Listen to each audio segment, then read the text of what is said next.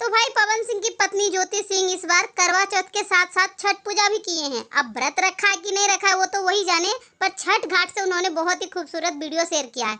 मतलब पहले वो कभी भी करवा चौथ का या छठ पूजा का वीडियो वगैरह शेयर नहीं करती थी अपने सोशल मीडिया पर, वो भी पवन सिंह का सॉन्ग डाल के।